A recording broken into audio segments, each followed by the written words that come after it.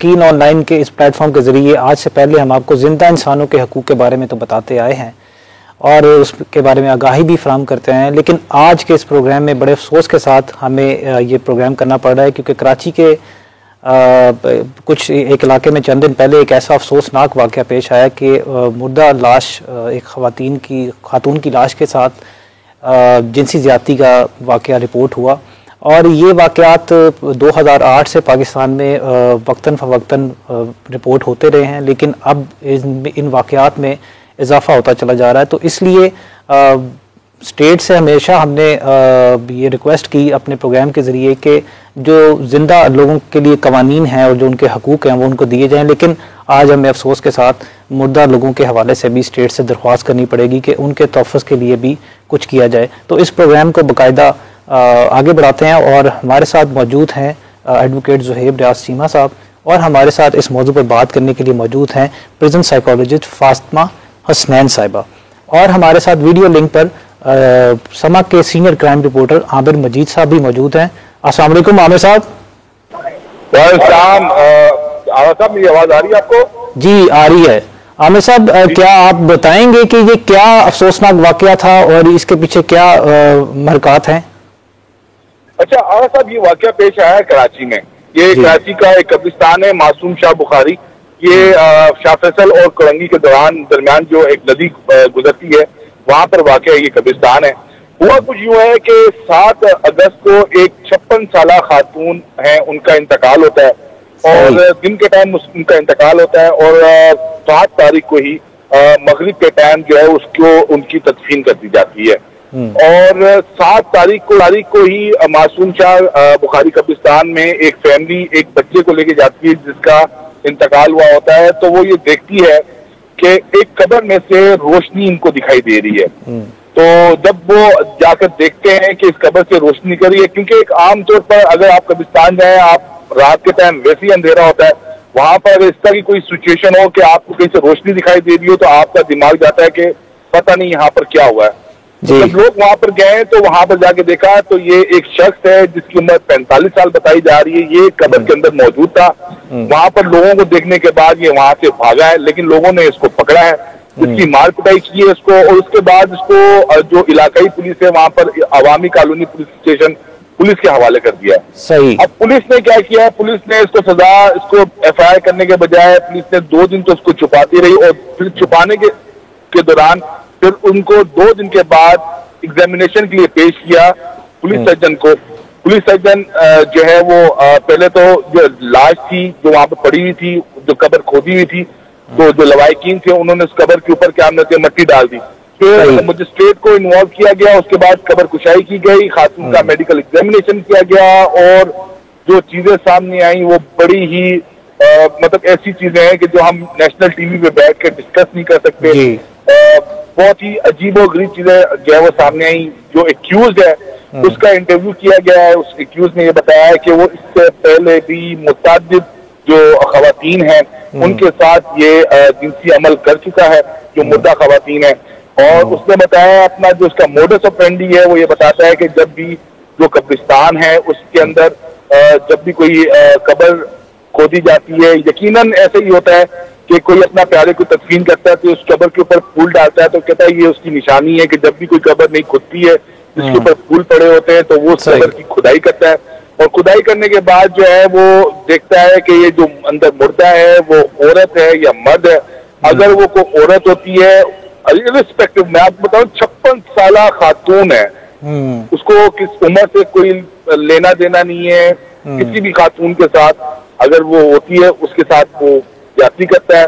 इकरार उसने पुलिस के सामने भी किया है, पुलिस के सामने भी किया है।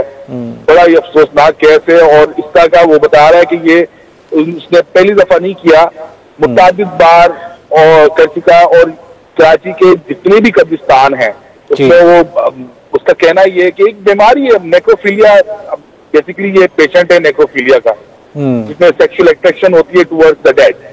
तो ये वहां पर क्या कहते होते हैं, ये ना सिर्फ उसके लिए लम्हा शुक्रिया है हमारी रियासत के लिए, जो कब्रिस्तान की इंतजामिया है वो उनको भी ये अंडर क्वेश्चन आते हैं कि कैसे जो है वो कोई भी शख्स जो है वो इस तरह की मुताबिक वारदातों में है।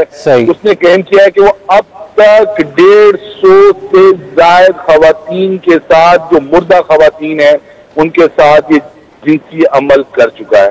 तो एक बहुत बड़ा नंबर है, एक बहुत बड़ा केस है, कराची से सरफेस हुआ है और पूरी दुनिया में इस तरह के केसेस होते हैं। लेकिन जिस तरह आपने अभी इंट्रो दिया, बताया कि 2008 से स्वातंत्र के साथ ये केसेस जो है वो पाकिस्तान में सामने आगे जा रहे हैं। तो 2008 में भी जो केस सामने आया था, जो मुर्दा खवातीन के साथ जिनसी अमल का जो केस था, वो भी कराची से रिपोर्ट हुआ था। तो वो जरूरत है हमें क्या कहते हैं कब्रिस्तानों की जो है उसकी मॉनिटरिंग करने की, खास तौर पर इन जैसे जो लोग हैं उन पर नजर रखने की। तो ये वाकयात अब तेजी से जो है वो पाकिस्तान में रिपोर्ट हो रहे हैं और इस पर यकीनन एक अमल करना चाहिए। इस पर कानून साजी होनी चाहिए। मेरे ख्याल में कानून भी है, ममालिक में इसके ऊपर बाकायदा कानून साजी की है। आमिर साहब, कानून के ऊपर भी हम बात करेंगे और आपसे इस बारे में मजीद रहनुमाई भी चाहेंगे। आप प्लीज हमारे साथ रहिएगा। फातिमा, मैं आपसे पूछना चाहूंगा, क्योंकि आप प्रिजन साइकोलॉजिस्ट हैं और आप इसको बेहतर तरीके से समझती हैं, ये बताइएगा कि इसके लिए नेक्रोफिलिया की टर्म यूज की जा रही है और पहले भी करते रहे हैं। नेक्रोफिलिया क्या है और क्या ये जो जुर्म है जो पाकिस्तान में हो रहा है ये नेक्रोफिलिया ही कहलाएगा? राइट, नेक्रोफिलिया को समझने के लिए उसे पहले समझना होगा कि पैराफिलिया क्या है। क्योंकि नेक्रोफिलिया जो है एक पैराफिलिया की टाइप है। सही।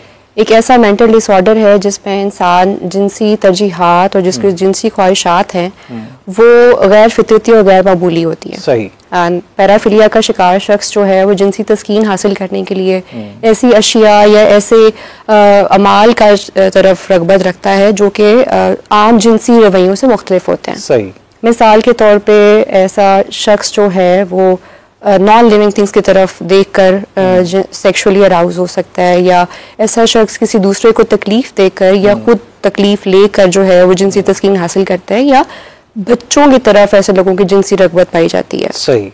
जिसको हम पीडोफिलिया कहते हैं। सही। इसी तरह नेक्रोफिलिया जो कि मुर्दा लाशों के साथ जिनकी तरफ जिनसी रगबत है, ये पैराफिलिया की एक टाइप है। सही।